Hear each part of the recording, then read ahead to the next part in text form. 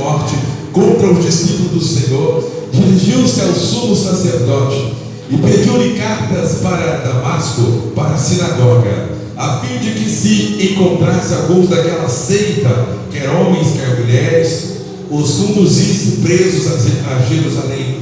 Indo no caminho, aconteceu que, chegando perto de Damasco, subitamente o cercou um resplendor de luz do céu, e caindo em terra, ouviu uma voz que lhe dizia: Saulo, Saulo, por que me persegues? E ele disse: quem és, Senhor? Aleluia. Deixa só uma pausa aqui, né? Aquilo que a missionária Vânia falou. Olha aí, Edilson, aquele que perseguia, que não gostava, aleluia, que a esposa fosse na igreja, hoje cultua e adora o nome do Senhor. O Espírito Santo, irmãos, ele é lindo, ele está aqui só para te abraçar. Esse culto é especial, porque a presença dele está aqui no nosso meio, aleluia. Ele continua exatamente o mesmo, lindo, maravilhoso, aleluia. Eu amo, aleluia, esse Deus ao qual nós servimos, porque ele não mudou, ele não envelheceu porque passou o tempo, ele continua exatamente igual, aleluia. Louvado seja o nome do Senhor Jesus. O versículo 6, versículo 5, ele diz: quem é, Senhor? Ele disse o Senhor: eu sou Jesus a quem tu persegues. Dura coisa te é dar coice contra os aguilhões. E ele, tremendo e atônito, disse: Senhor, o que queres que eu faça? E disse-lhe o Senhor: levanta-te e entra na cidade, lá te será dito o que te convém fazer. E os homens que iam com ele pararam espantados, ouvindo a voz, mas não vendo ninguém. Olha, então os homens ouviram, e Saulo levantou-se da terra e, abrindo os olhos, não via ninguém. E guiando pela mão, conduziram a Damasco. E esteve 3 dias sem ver, e não comeu nem bebeu. E havia em Damasco um certo discípulo chamado Ananias, ao qual o Senhor disse em visão: Ananias. E ele respondeu: eis-me aqui, Senhor. E ele disse, e disse-lhe o Senhor: levanta-te e vai à cidade chamada direita, e pergunta em casa de Judas por um homem de Tarso chamado Saulo, pois eis que ele está orando. E numa visão ele viu que entrava um homem chamado Ananias, e punha sobre ele a mão para que tornasse a ver. E respondeu o Senhor, e respondeu Ananias: Senhor, há muito ouvi acerca desse homem, quantos males tem feito aos teus santos em Jerusalém. Eu vou aqui correr um pouquinho.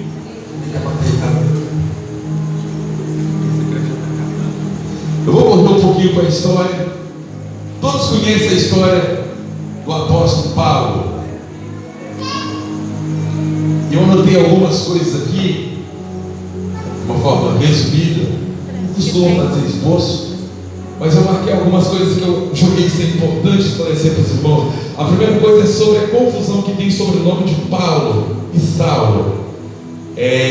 No caso de Jacó, Deus chamou Jacó e mudou o nome de Jacó para Israel. No caso de Oséias, filho de Nun, Deus chama Oséias, filho de Nun, e transforma o nome dele em Josué. Mas o caso de Paulo é simplesmente uma questão de versão.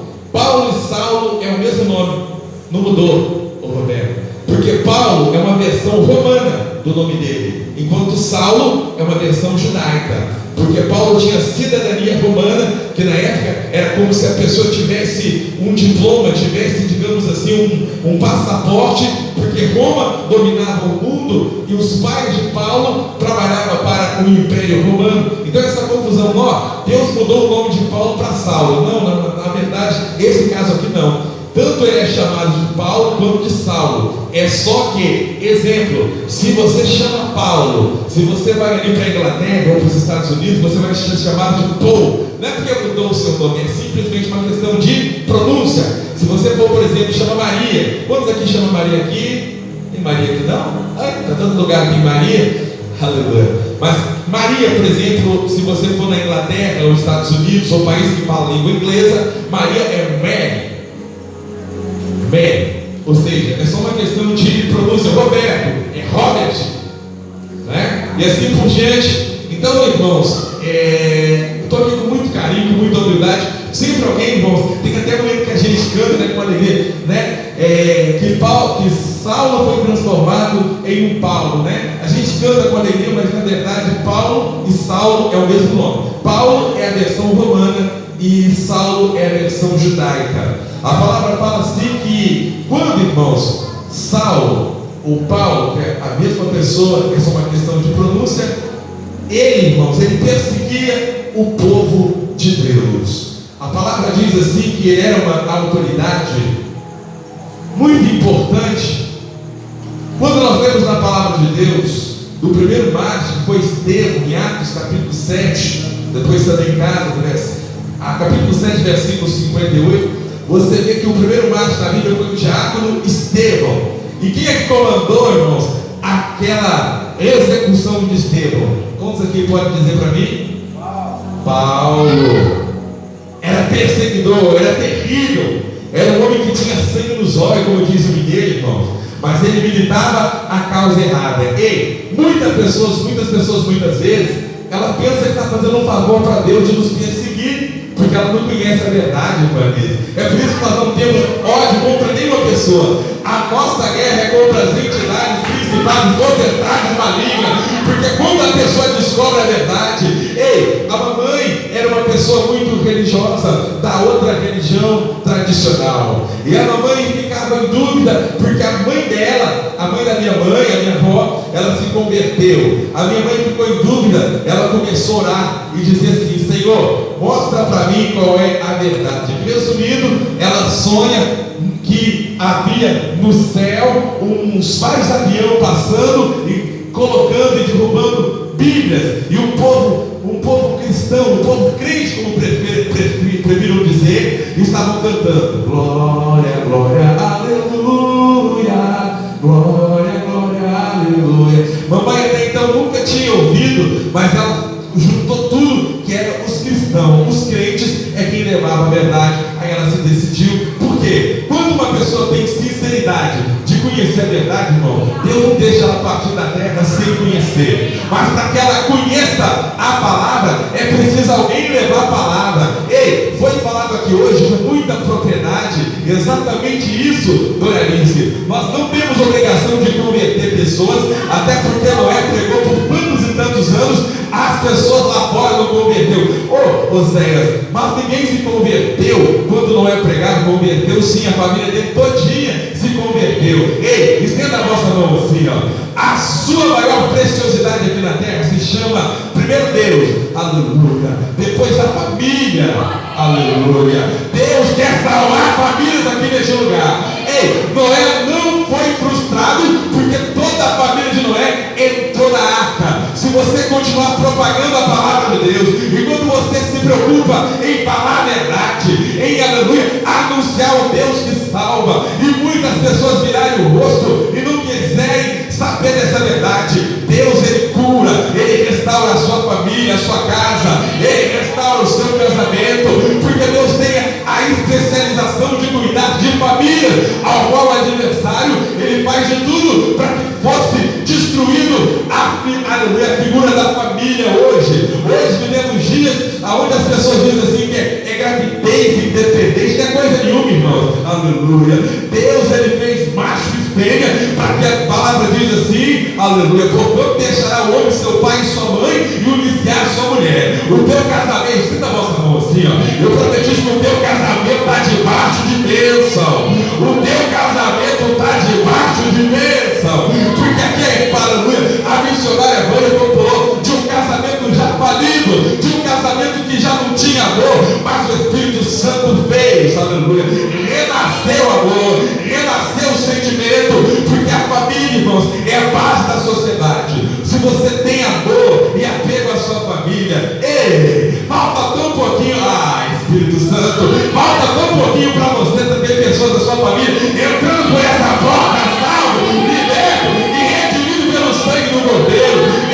Jesus Cristo diz assim: eu vim para curar, para abençoar, eu vim para tirar essa dor que está no seu peito, essa preocupação com a tua família. Não se preocupa, eu não vou deixar passar para o outro lado, eu não vou deixar ninguém morrer sem antes ter feito a confissão de fé. Aleluia. Louvado seja o nome do Senhor. O apóstolo Paulo, irmãos, aquele que tanto perseguia, aquele que tinha verdadeira obsessão em destruir o Evangelho, agora ele se encontra, ele está indo no caminho com uma carta super super forte, aleluia. E aquela carta dava autorização para ele prender e matar quem bem ele quisesse. Eu fico imaginando que ele estava, aqui a palavra não fala, irmãos, mas eu fico imaginando que ele já estava de olho em Pedro, em João, em Tiago. Ele pensava, eu vou acabar, aleluia, eu vou destruir os cabeças para poder essa obra parar. Ei, mas o Deus dessa obra, ele está vivo. Mateus 16 e 18, ele ficarei a minha igreja, as portas do inferno não prevalecerão contra ela. Eu quero profetizar em nome do Senhor Jesus, que hoje pessoas que propagam uma propaganda contrária a essa igrejinha, um dia vai entrar aqui chorando, vai se curvar diante do único Deus que tem poder para curar, para libertar, para salvar. Ei, aquele que hoje é perseguidor, amanhã estará do nosso lado e vai ser um cristão pentecostal, cheio da graça, cheio da presença do Altíssimo. E ele pensava que ele ia chegar até o lugar que ele queria, aleluia. Mas de repente uma luz invadiu e diz: Paulo, por que me persegue? Outras palavras, é impossível alguém fazer uma guerra contra a igreja verdadeira e vencer. Uma igreja que chora, uma igreja que busca, uma igreja que estava só no início, mas era uma igreja que tinha a presença do Altíssimo. Aleluia. Agora Paulo, ele sai dali, irmãos. A palavra diz que ele sai cego. Ei, deixa eu dizer algo para você. Muitas vezes a pessoa não consegue entender o evangelho que você prega para anunciar as boas novas, porque ela está cega. A escama só saiu dos olhos de Paulo 3 dias depois, quando Ananias ora para ele. Muitas pessoas estão com seus ouvidos tapados. Existe, aleluia, existe uma maldição na vida de todos aqueles que adoram deuses que não são deuses, esculpidos por mãos humanas. Então, meus abençoados e queridos, quando nós orarmos, vamos orar com sabedoria, vamos tomar terra para nós. Ei, você vai dizer assim comigo: em nome do Senhor Jesus. Em nome do Senhor Jesus. A minha família. Macaúbas. É do Senhor Jesus. E só se você acredita de fato aquilo que eu estou falando, você pode dar um aplauso, glória a Deus, aleluia. Mostrar para Deus que você está debaixo da proteção dele. Aleluia. Agora Paulo está livre, está liberto para conhecer a verdade. Ei, essa verdade é uma bênção quando se abre o coração. Quando você abre o coração, o Espírito Santo faz morada. Eis que estou à porta e bato. Aquele que abrir, eu vou entrar e eu vou cear com ele. O Espírito Santo está dizendo assim: continua batendo, continua falando do meu amor, porque se for preciso, como foi dito aqui que o profeta muitas vezes não tem honra na sua pátria, Deus trouxe pessoas de São Paulo para nos auxiliar. Ele traz de Portugal, traz da Espanha, traz dos Estados Unidos, mas a tua família não vai perecer. A obra missionária, ei, o Espírito Santo me mostrava como se fosse um rio, como se fosse águas cristalinas brotando aqui deste lugar. Qual outro lugar por aí que você vê tanta cura, milagre, libertação? É Jesus ressuscitando bezerro, é Jesus curando, aleluia, de paralisia, é Jesus trocando o coração. Obra missionária é feita com poder, com graça e com autoridade. Essa igreja aqui é uma igreja de missão, é uma igreja que foi comprada pelo sangue do Senhor Jesus. Não foi fácil, aleluia. Há 30 anos aproximadamente atrás, o irmão Losmini, a irmã Alice conheceu aqui o Joaquim crente, eu creio que o Edilson também. Quantas vezes que esse homem pagou um preço altíssimo, aleluia. Ei, irmão Joaquim, eu sei que o senhor está aí no paraíso. Quando chegar aí eu vou te dar um abraço, eu vou dizer: hoje nós somos resposta da sua valentia. Obra missionária é isso aqui. Você batalha hoje, daqui a pouco tem 30, 50, 100, 1000, 2000, até ter, aleluia, os 7.000 joelhos que não se dobram perante Baal. Evangelho é poder, é demonstração de autoridade. Ei, aleluia. Porque quando Paulo, a primeira oração que ele recebeu de um crente que foi Jeremias, ele foi logo curado da cegueira. Eu exercito a vossa mão assim, ó. Aleluia. Eu vou tocar nas tuas mãos. E aonde eu tocar na tua mão, eu estou profetizando que você tem autoridade para colocar a mão sobre pessoas e as pessoas seguradas. Na tua mão tem autoridade, porque você vai convencer as pessoas, não com conversa, Edilson, mas com demonstração de poder, de autoridade sobre a tua mão. Na tua mão tem cura, na tua mão tem poder para abençoar a tua família, na tua mão tem poder para restaurar, aleluia, casamentos alheios, porque enquanto você cuida de pessoas, Deus cuida da sua família, Deus cuida de você, Deus cuida das suas finanças. Obra missionária tem que ter poder, tem que ter demonstração de força. Aqui tem força do céu. Essa semana eu fiquei maravilhado com o testemunho que falou aqui o irmão Lovinho. Segundo o Roberto falou para mim assim, que além de estar fedendo, ele colocou, aleluia, o dedo no olho do bezerro e o bezerro não reagiu. Daqui a pouco o olho